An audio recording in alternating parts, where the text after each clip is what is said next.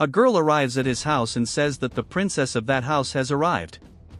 She then asks who the maid was, and the maid says that she was hired by the girl's father to serve her.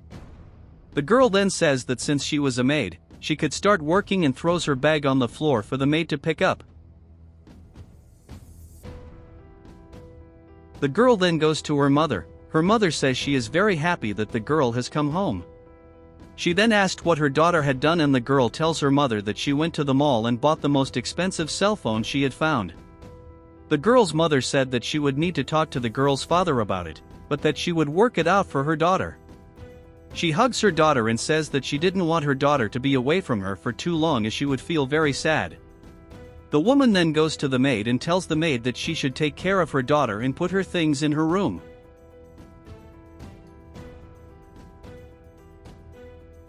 At this point, the security guard tells the woman that he needs to talk to her about her daughter's behavior. The woman then tells the security guard that her daughter was on excellent behavior, and that if her father called, he should tell him so. She said that if the girl's father called, he would have to tell him that the girl spent the day at her godmother's house and that the woman spent the day at the mall buying some things for her. At that moment, she gets a call on the phone, says that the girl's father was calling. She then said she was very happy that her husband was calling, and then the man asks where she has been. The woman says that she went to the mall to buy some things that were essential and that were missing. The man then asks, where was his daughter, and the woman says that her daughter was great and that she spent the day at her godmother's house. She says that her daughter spent the whole day at her godmother's house and that she was very happy that now her daughter had arrived. She then tells her husband not to delay in coming back as she missed him so much, and then she hangs up the phone saying that she loved her husband. When she hangs up the phone, the security guard tells him that he needs to settle some matters, and the woman tells him to go quickly.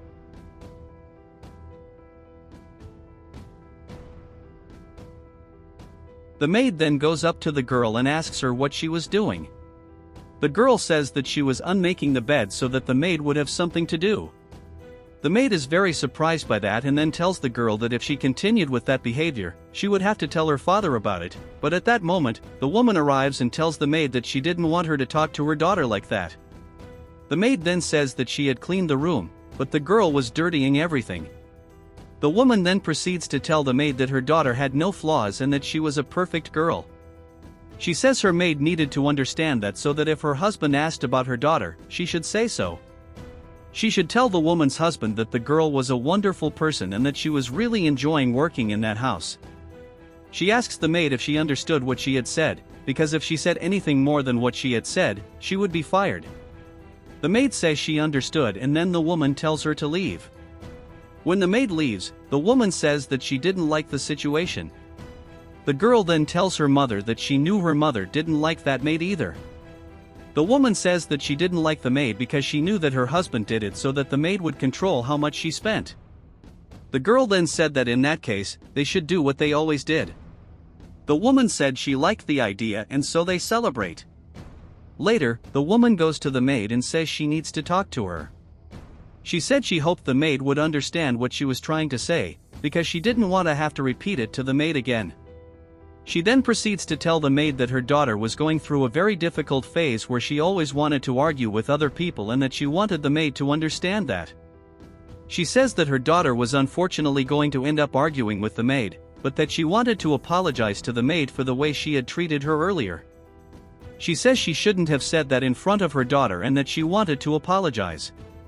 The maid said, sorry to the woman, then the woman said she was very relieved that the maid had forgiven her. She then says that now the maid could go back to work and that she would no longer bother her.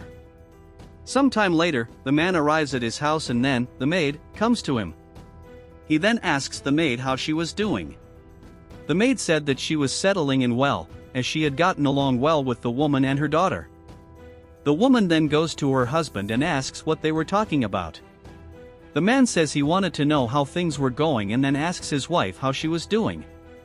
She said she was fine, but that she missed her husband very much. The man then tells him that he needs to go to his room as he was too tired. He then goes to his room and at that moment he starts looking for something. He realizes that he was running out of money and becomes desperate. He says he was missing a lot of money to come, and so he goes to his wife. He then goes to his wife and asks where the money he had saved was, as much of the money was missing. The woman then says that she didn't touch her husband's money and that he knew about it. The man then says that since his wife hadn't touched his money, someone else did, because the money was gone. The woman then tells her husband that if she didn't touch his money and that her daughter hadn't touched it either, the only person left to do it was a maid. The woman tells her husband that if the maid had taken his money, she should have put it in her purse, as that was the only place she could keep the money. At that moment, the girl tells her father that it was true, because she had seen the maid putting money in her purse. The woman then said that she knew the maid was going to do it. The man then calls for the maid and she goes to him. He then says he needed to see her purse. She is surprised by this and hands the bag to him. The man looks for the money in the woman's purse and he finds it. She is surprised by this and then says that the money does not belong to her, but the man says that the money was in her purse. She then says that she hadn't taken that money and that she didn't know why he was in life. The woman says that the money belonged to them and that the man was the owner of the money. The maid then says that she would never steal her boss's money and that she didn't know how that money ended up in her purse. The man then says that unfortunately that was his money and that he had no other option, he was going to call the police on the maid. The maid doesn't ask the man not to fire her. I know he didn't call the police. The woman then says that a person who takes someone else's money without that person's permission was a thief and that that person should be arrested. The man then tells the security guard that he needed his security guard to take the woman to his room as he was going to call the police on her. As she was leaving, the man asked his security guard to come back. He then hands the bag to the maid and tells her to hold it for a moment. The woman asked the man to give her the money, but he said he wouldn't do that.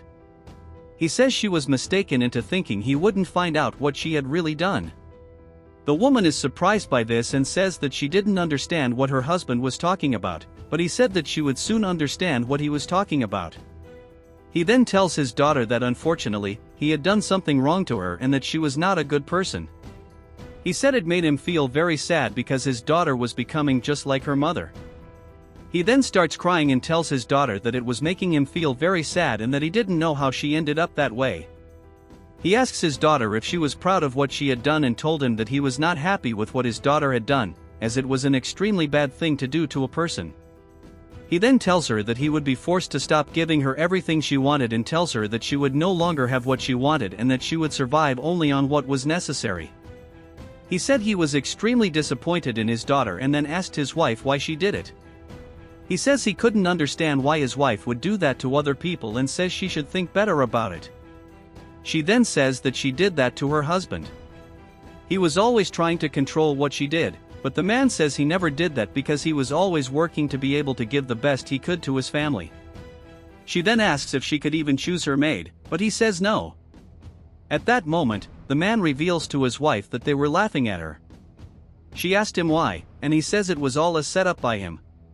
The woman is surprised by this and then the man tells his employees that they could leave and that he is very grateful for their help.